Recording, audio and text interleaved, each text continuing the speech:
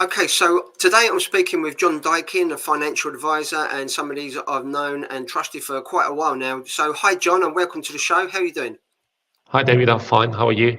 Good, good. And John, I've got a couple of questions from people. The main one I get asked a lot is this double tax thing. If people come in from the UK to buy in Spain, they need to be aware that they might be up for paying tax twice if they sell their property in the UK, depending on the time they buy here in Spain. So, can you just give us a quick bit of advice on that one?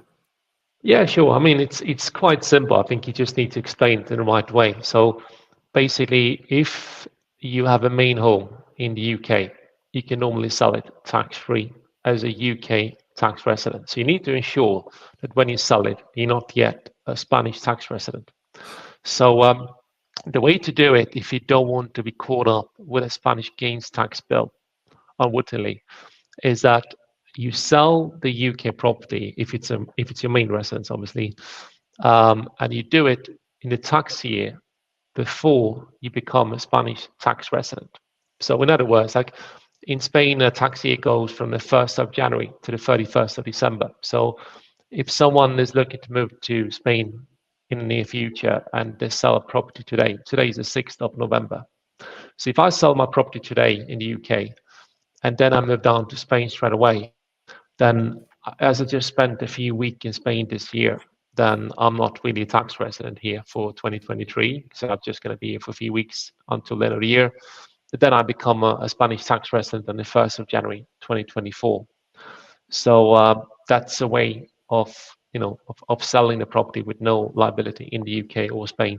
Now, if you sell it early in the year, like if I don't find a buyer, I know like the UK market is currently quite difficult. There are lots of buyers are backing out, or it can be that the bank is withdrawing offers. And it can be chain events where a buyer needs to sell their property and their buyer lets them down so they can't buy your property, etc. So there's all these things that can make property deals fall through. But if you don't manage to sell it and you want to come down to Spain and then you sell it like in January, February next year, that means that if you have a gains tax, sorry, if you have gains on the property, then if you come down to Spain straight away in early 2024, you may pay a gains tax bill in Spain. So the way to avoid it is by staying out of Spain for the first half of the year, and you come down to Spain in the second half of 2024, and that means that you shouldn't be liable for tax on the sale because you've been in Spain for less than 6 months in a tax year.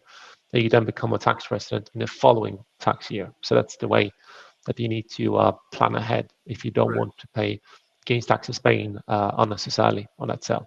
Okay, great. Thanks, John. And something as well, a lot of people, not just British people moving over to Spain, they normally buy a property here or they're setting themselves up here the first year or whatever, and they've transferred over probably from a sale of their property or their funds into a bank in Spain, and it's just sitting there. And we're talking about, several thousands or 100,000 or more in many cases, it's just sitting in the bank doing nothing. Now, the banks here, like all banks, are just in it for the money. They're not going to give you much interest or income from that. But there are things British people should do that is still safe, still secure, but earn a better interest. So what would you recommend on that, John? Yeah, so I'd recommend arranging a meeting with a professional financial advisor like myself. So we can, I'm happy to organize meetings with no obligation to proceed.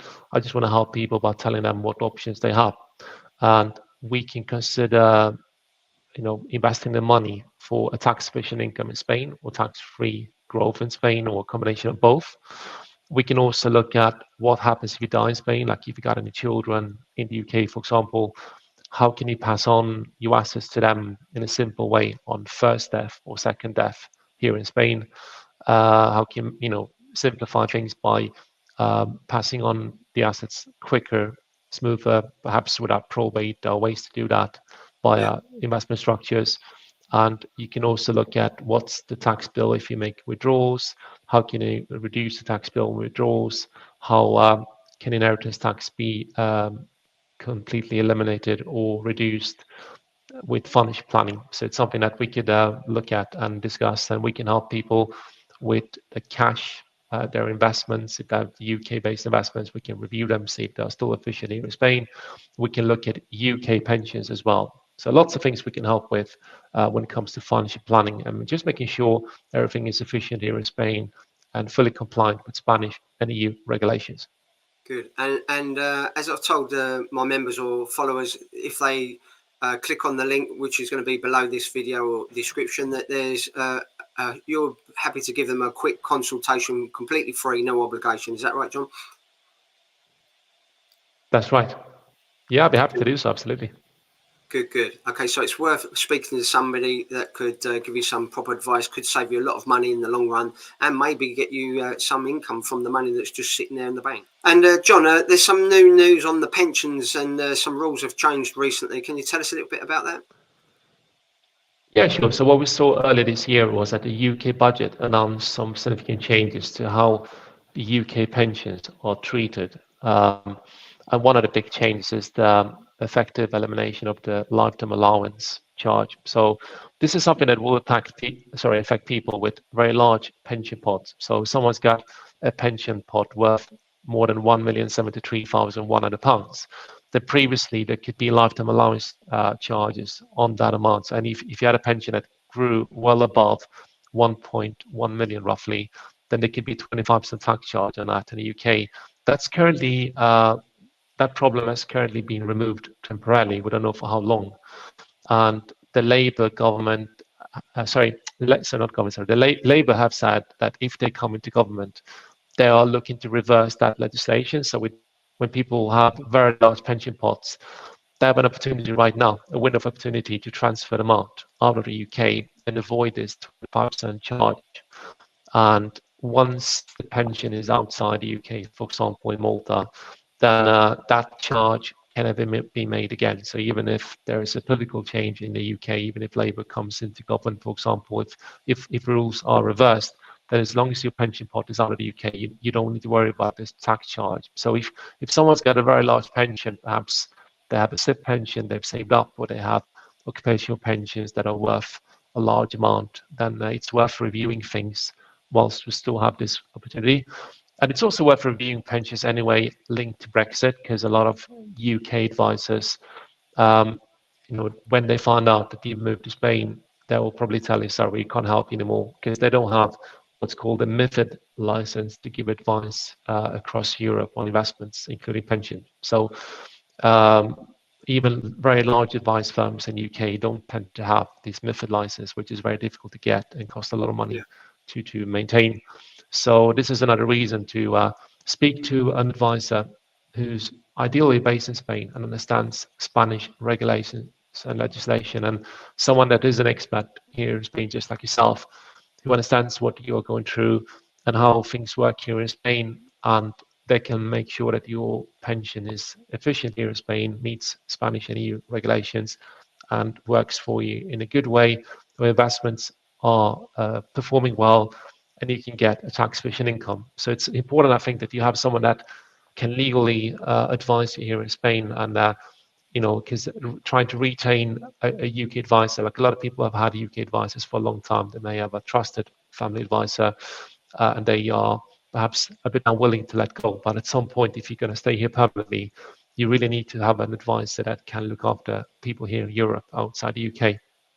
Yeah, so basically, really, anybody living in Spain with a pension should seek some advice. So there might be some changes that could be beneficial to them. So a quick chat with a financial advisor that's registered like yourself to give advice to people in Spain is worth doing, don't you say?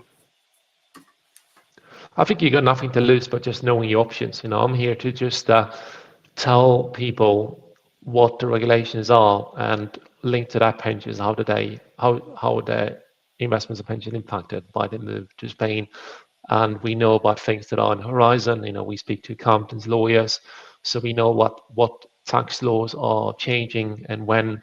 And we see, like, I work across different regions. So I'm based in Andalusia. However, I also go to we have lots of clients in Alicante and other areas, and Murcia, for example. So I'm familiar with the different rules and different tax regions, and I can see like trends. I can see there's been a trend recently to effectively eliminate inheritance tax between close family members, for example. We've seen that spreading across different regions, but there are some differences still in terms of wealth tax, etc. So someone that, especially people with significant assets, that when it's important for them to save money, on tax on their assets, it's important that we have a chat, and ideally before they move to Spain, but even once they are in Spain, there are lots of things you can consider for tax efficiency, and make sure that your investments and pensions are, structured in the right way here in Spain.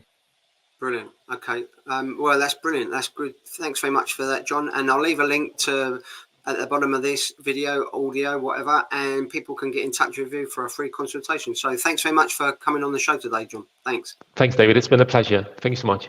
Thank you.